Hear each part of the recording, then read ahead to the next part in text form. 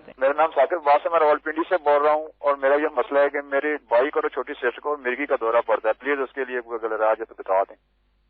بھائی اور بہن کو مرگی کے دورے پڑتے ہیں۔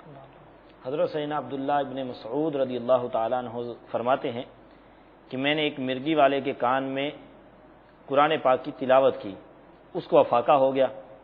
رسول کریم صلی اللہ تعالیٰ علیہ وآلہ وسلم نے دریافت فرمایا کہ تم نے اس کے کان میں کیا پڑھا تھا؟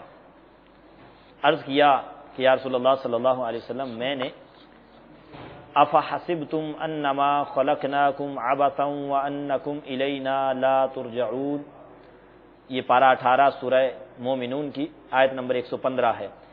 یہ آیت کریمہ آخر سورت تک حضور پر نور صلی اللہ تعالی علیہ وآلہ وسلم نے ارشاد فرمایا، قسم ہے اس ذات کی جس کے قبضہ قدرت میں میری جان ہے کہ اگر کوئی مومن شخص اس آیت کو کسی پہاڑ پر بھی تلاوت کرے تو وہ بھی ٹل جائے۔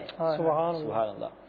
تو جب ثاقب بھائی جنہوں نے اپنے بھائی اور اپنے بہن کے لیے کہا کہ وہ مرگی کے ان کو دورے پڑتے ہیں، تو جب بھائی یا بہن کی اس طرح کی کیفیت ہو تو ان کے پاس یہ آیت کریمہ یعنی افحسبتم انما خلقناکم یہاں سے آخر تک یہ سورہ مومنون کی جو آخری آیات ہیں تو ان کو پڑھ لیا کریں، انشاءاللہ تبارک و تعالی ان کو افاقہ ہو جائے گا۔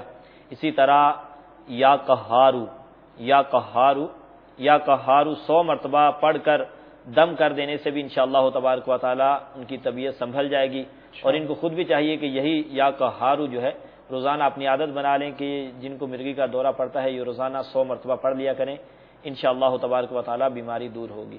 اللہ تعالیٰ جزائے خیر دے آپ کو۔ آمین۔